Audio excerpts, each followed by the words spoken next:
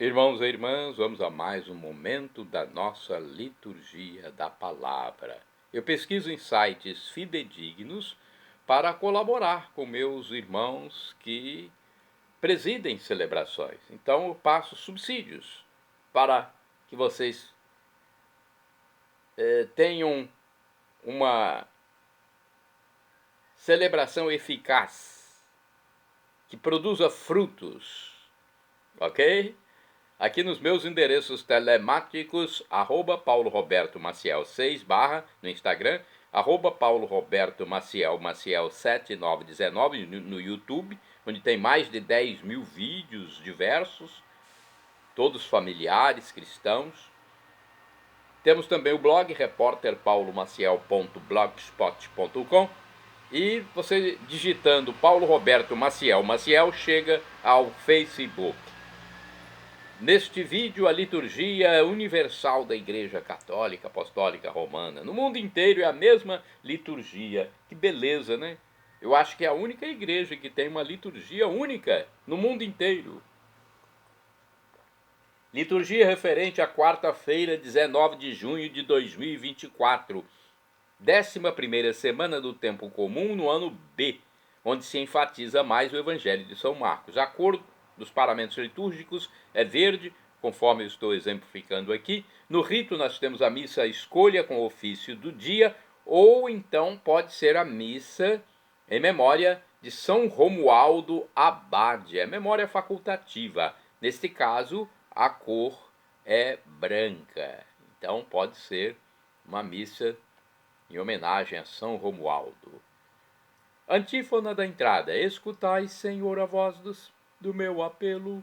Sede meu amparo, não me rejeiteis, nem me abandoneis, ó Deus, meu Salvador. É o Salmo 26, versículos 7º e 9º. Oração da coleta: rezemos, coloque suas intenções. Peça, interceda, agradeça. Ó Deus, força daqueles que em vós esperam, sede favorável ao nosso apelo. E como nada podemos em nossa fraqueza, dai-nos sempre o socorro da vossa graça, para que possamos querer e agir conforme vossa vontade, seguindo os vossos mandamentos. Por nosso Senhor Jesus Cristo, vosso Filho, que é Deus e convosco vive e reina na unidade do Espírito Santo por todos os séculos dos séculos. Assim seja. Primeira leitura, leitura do segundo livro dos Reis, capítulo 2, versículos 1 e do 6 ao 14. Quando o Senhor quis arrebatar Elias ao céu num redemoinho, Elias e Eliseu partiram de Gilgal. Tendo chegado a Jericó, Elias disse a Eliseu: permanece aqui, porque o Senhor me mandou até o Jordão. E ele respondeu: pela vida do Senhor e pela tua, eu não te deixarei. E partiram os dois juntos. Então 50 dos filhos dos profetas o seguiram, e ficaram parados, à parte, a certa distância, enquanto eles dois chegaram à beira do Jordão. Elias tomou então o seu manto, enrolou-o e bateu com ele nas águas, que se dividiram para os dois lados, de modo que ambos passaram a pé enxuto. Depois que passaram, Elias disse a Eliseu: pede o que queres que eu te faça antes de ser arrebatado da tua presença. Eliseu disse a Elias: que me seja dada uma dupla porção do teu espírito. Elias respondeu: tu pedes uma coisa muito difícil. Se me vires quando me arrebatarem da tua presença, isso te será concedido. Caso contrário, isso não te será dado. E aconteceu que, enquanto andavam e conversavam, um carro de fogo e cavalos de fogo os separaram um do outro, e Elias subiu ao céu num redemoinho. Eliseu o via e gritava: meu pai, carro de Israel e seu condutor. Depois não o viu mais. E tomando as vestes dele, rasgou-as em duas. Em seguida apanhou o manto que Elias tinha deixado cair e, voltando sobre seus passos, estacou à margem do Jordão. Tomou então o manto de Elias e bateu com ele nas águas, dizendo: onde está agora o Deus de Elias? E bateu nas águas que se dividiram para os dois lados, e Eliseu atravessou o rio. Palavra do Senhor, graças a Deus. Olha que bonito texto do Antigo Testamento que fala do arrebatamento de Elias. Elias foi ao céu num cavalo de fogo, foi levado certamente para a mansão dos mortos, aguardando a ressurreição de Jesus Cristo. Agora o Salmo responsorial, Salmo 31, versículos 20, 21, 24, refrão 25. Fortalecei os corações, vós que ao Senhor vos confiais. Repitamos: fortalecei os corações, vós que ao Senhor vos confiais. Como é grande, ó Senhor, vossa bondade! Reservastes para aqueles que vos temem, para aqueles que em vós se refugiam, mostrando assim o vosso amor perante os homens.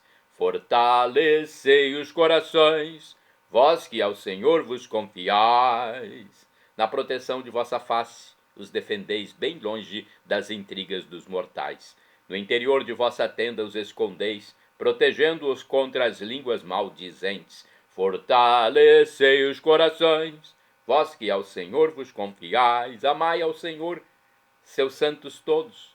Ele guarda com carinho seus fiéis, mas pune os orgulhosos com rigor. Fortalecei os corações, vós que ao Senhor vos confiais. Repitamos: fortalecei os corações, vós que ao Senhor vos confiais. Agora vamos aclamar o Santo Evangelho. A aclamação é com João 14, versículo 23. E a proclamação, o Evangelho em si, Mateus capítulo 6, versículos do 1º ao 6º e 16 ao 18. Aleluia, aleluia, aleluia, aleluia, aleluia, aleluia, aleluia, aleluia, aleluia, aleluia, aleluia. Quem me ama realmente guardará minha palavra, e meu Pai o amará, e a ele nós veremos.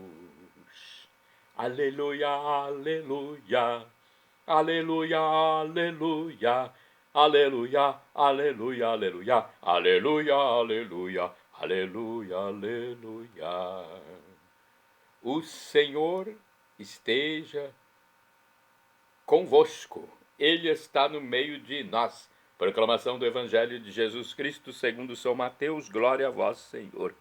Pelo sinal da Santa Cruz, livra-nos Deus, nosso Senhor, dos nossos inimigos. Naquele tempo, disse Jesus aos seus discípulos: ficai atentos para não praticar a vossa justiça na frente dos homens, só para serdes vistos por eles. Caso contrário, não recebereis a recompensa do vosso Pai, que está nos céus. Por isso, quando deres esmola, não toques a trombeta diante de ti, como fazem os hipócritas nas sinagogas e nas ruas, para serem elogiados pelos homens. Em verdade vos digo, eles já receberam sua recompensa. Ao contrário, quando deres esmola, que a tua mão esquerda não saiba o que faz a tua mão direita, de modo que a tua esmola fique oculta.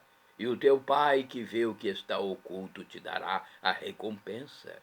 Quando orardes, não sejais como os hipócritas, que gostam de rezar em pé nas sinagogas e nas esquinas das praças para serem vistos pelos homens.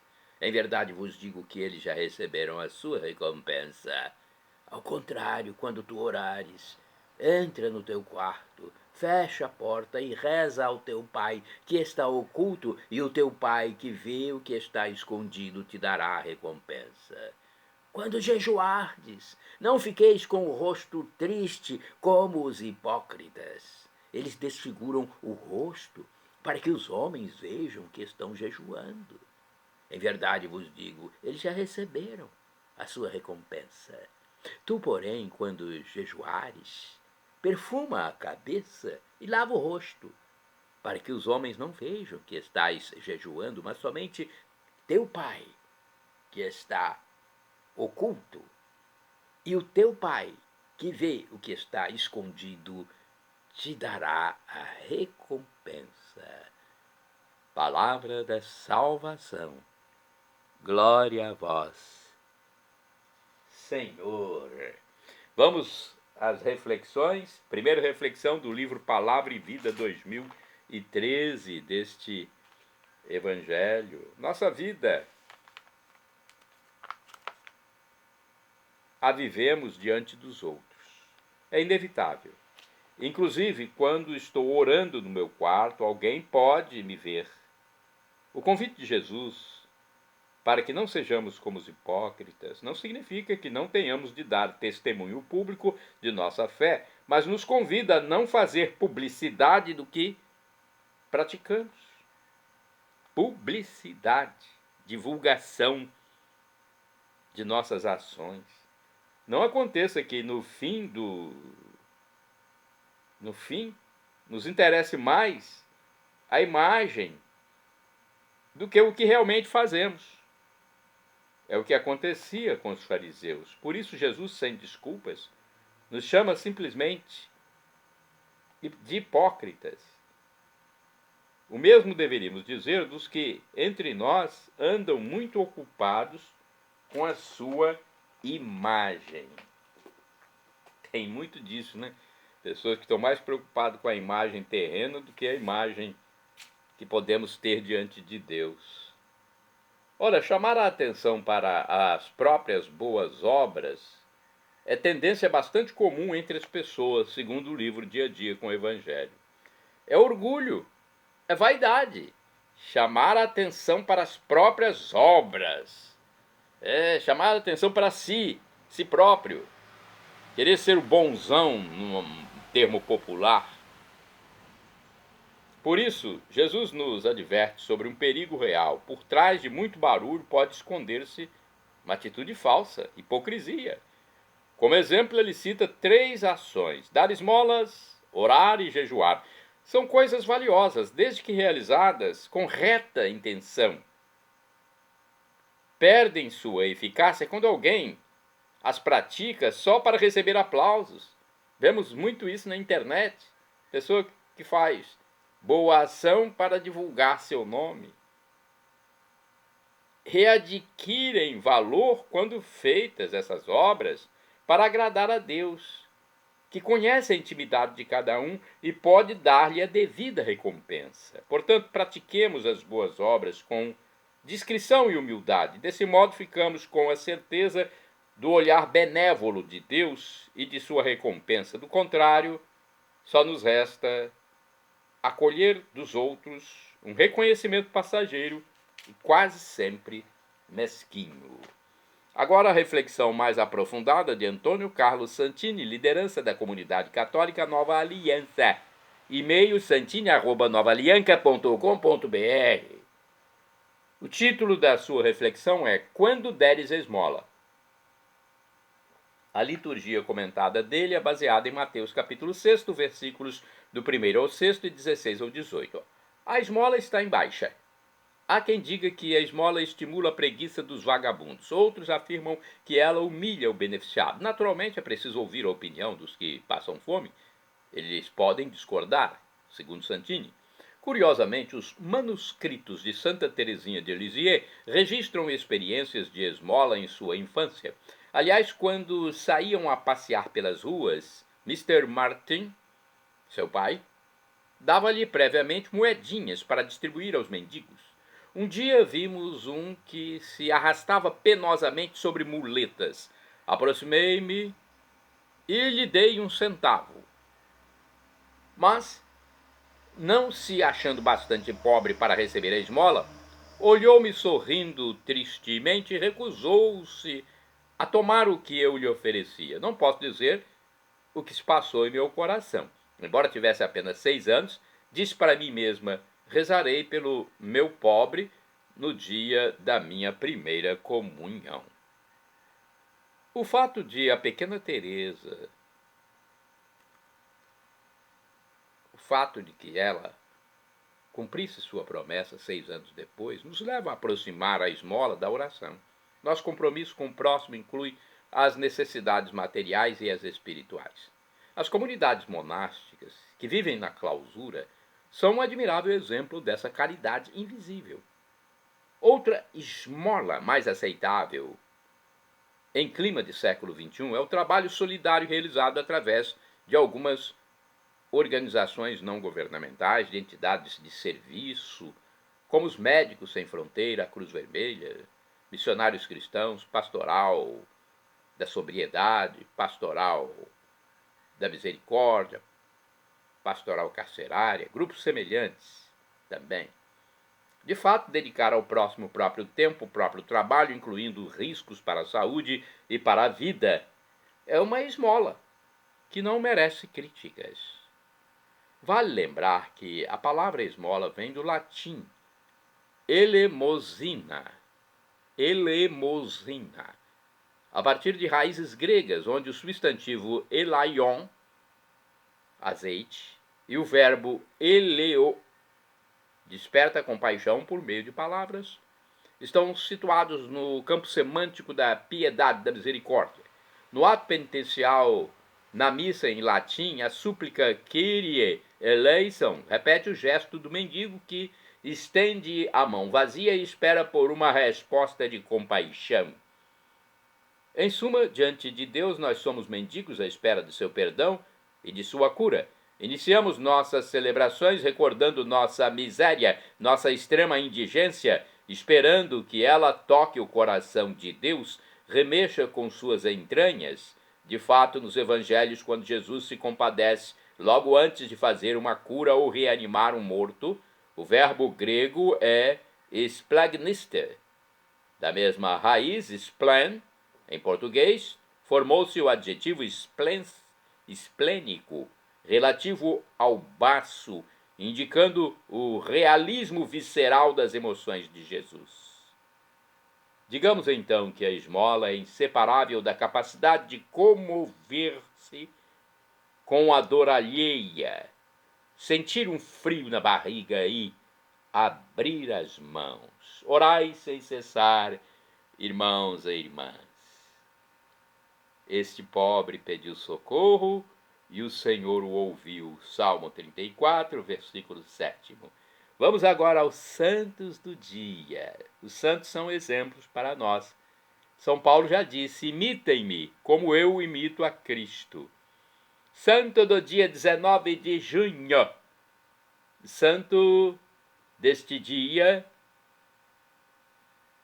é São Romualdo, abade, faleceu em 1027. Foi um anacoreta e fundador da ordem dos camaldulenses. Anacoreta é um monge, né? Nascido de nobre família ducal de Ravenna, recolheu-se ao mosteiro beneditino, onde se consolidou sua vocação para a vida eremítica. Conforme o padre Evaldo César de Souza, missionário da Congregação do Santíssimo Redentor, portanto ele é redentorista, Romualdo nasceu em Ravenna, na Itália, no ano de 956. Sua família não tinha vínculo algum com a religião. Diz a história que seu pai o fez assistir a um duelo, onde acabou assassinando um parente. Após este episódio, Romualdo sentiu-se tocado por Deus e recolheu-se num convento na França. Repensou a existência e decidiu-se pela vida monástica, ingressando na Ordem de São Bento. Em pouco tempo tornou-se um exemplo para todos. Tanta era sua disciplina, tamanha era sua dedicação, que passou a sofrer oposição de seus próprios irmãos de ordem. Os próprios religiosos se opuseram a ele. Resolveu abandonar o mosteiro, então, e tornou-se eremita.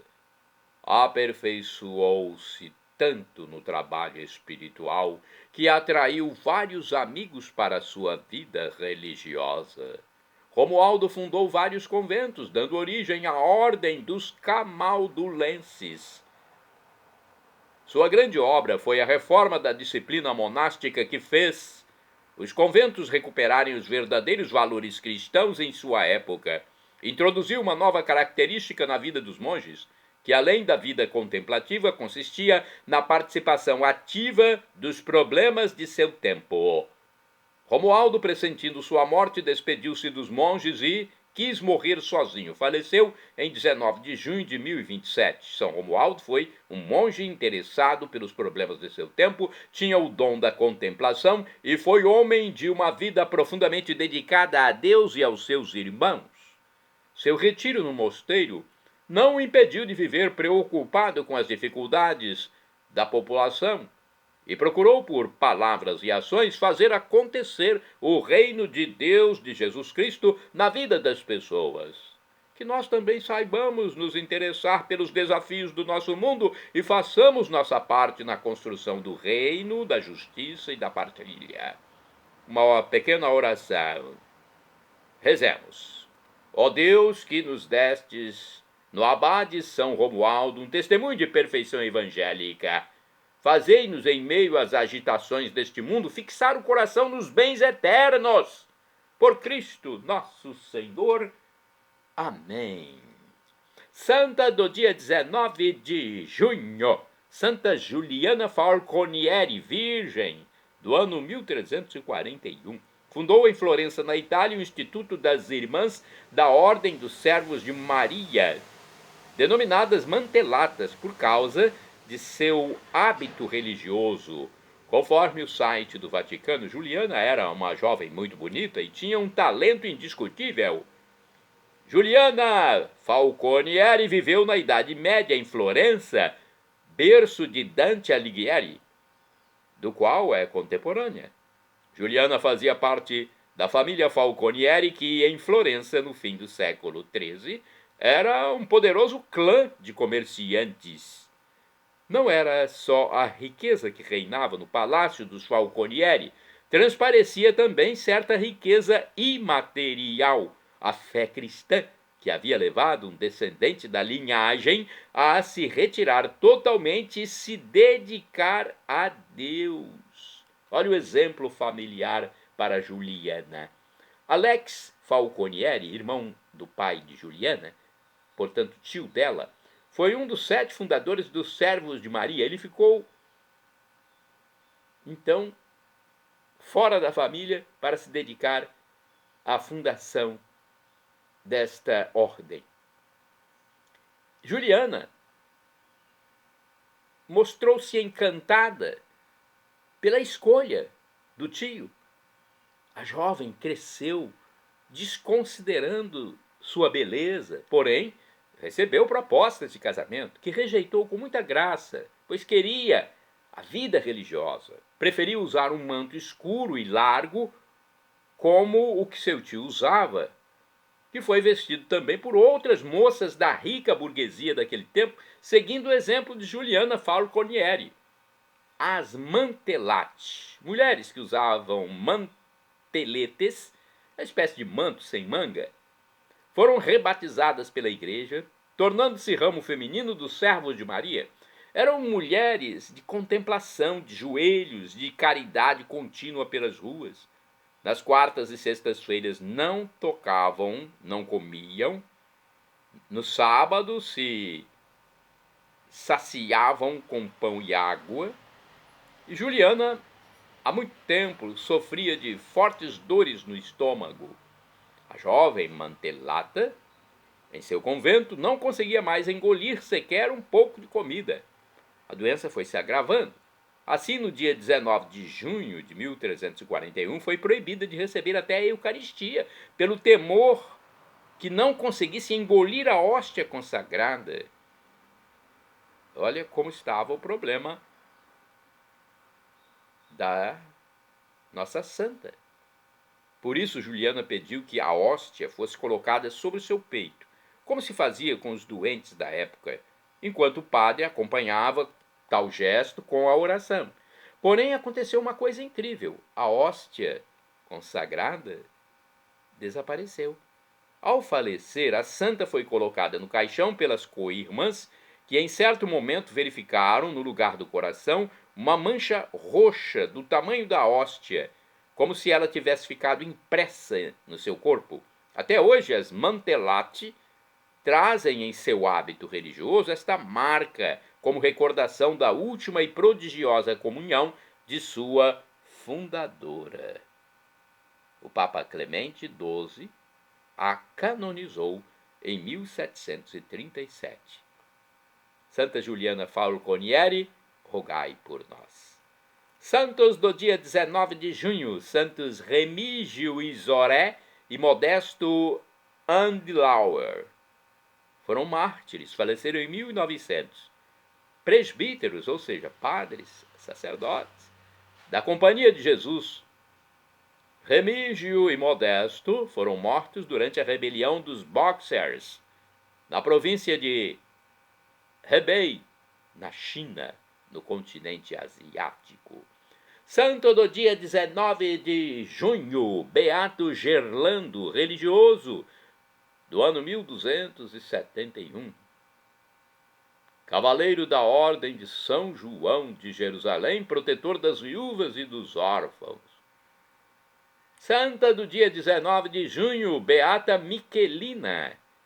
Miquelina foi uma viúva que morreu em 1356. Ela ingressou na Ordem Terceira Franciscana em Pesaro, na Itália. Miquelina vendeu todos os seus bens, deu dinheiro aos pobres e dedicou-se a uma vida de oração. Santo do dia 19 de junho, Beato Tomás Woodhouse. Foi um sacerdote e mártir, faleceu em 1573. Tomás foi jesuíta que ficou encarcerado durante 11 anos e foi levado aos patíbulos. Patíbulos foi levado ao patíbulo, que é o local da execução. Então, Tomás Woodhouse foi levado ao patíbulo em Tyburn, na Inglaterra, no reinado de Isabel. Então, foi executado, por isso é um mártir. Rainha Isabel I foi aquela que ordenou, então, a morte. Santa do dia 19 de junho, Beata Helena Aiello, virgem, faleceu em 1961. Fundou em Cosenza, na Itália, a Congregação das Irmãs Mínimas da Paixão de Nosso Senhor Jesus Cristo. Shalom Adonai é uma expressão hebraica que significa a paz de Deus, é o que eu desejo para todos vocês. El Shaddai, também do hebraico, significa o Deus do impossível. O professor e escritor de mais de 100 livros da Igreja Católica, Felipe Rinaldo Queiroz de Aquino, em seu canal no YouTube, onde responde às nossas dúvidas, diz que Deus pode nos dar uma dessas 3 respostas quando solicitamos algo: sim, não ou espere. A que for melhor ele nos dará, afinal de contas é o nosso divino Pai eterno, nosso papaizinho do céu, é o Pai das misericórdias, como diz São Paulo. Então ele só quer o nosso bem, mesmo que seja um não. Até na terra, nosso pai biológico, nosso pai físico nos dá um não, sabendo que aquilo é o melhor para o filho. E agora eu clamo do aramaico dialeto de Jesus, Maranatá, como dizemos nós católicos, ou Maranata, como dizem nossos irmãos separados, os evangélicos ou protestantes. Não importa a pronúncia, o significado é o mesmo. Vinde, Senhor Jesus. Vem, Senhor, vem. Maranatá. Um dia ele voltará e será o juízo final. Acabará esse tempo e espaço como conhecemos aqui. O fim da história será decretado. Será a parousia. São Paulo diz: o sofrimento de agora nem se compara com a glória futura que será revelada em nós que formos salvos. Para sermos salvos, temos que crer em Jesus como Deus. Esse Deus de amor infinito que humanou-se e morreu na cruz por nós. Depois ressuscitou, ascendeu ao céu e está à direita de Deus Pai como nosso intercessor, nosso sumo sacerdote eterno, nosso irmão primogênito. Temos que também ser batizados e nos arrepender. Nós temos que nos arrepender dos nossos pecados. Perdão, Senhor, pelos meus pecados passados, presentes, futuros, físicos e espirituais, pecados do pensamento, palavras, atos, omissões, e me dê a vida eterna. Meu Jesus, eu quero a vida eterna convosco. Paulo Roberto Maciel, Maciel 7919. Ou então, Paulo Roberto Maciel 6 barra. Ou simplesmente, Paulo Roberto Maciel, Maciel.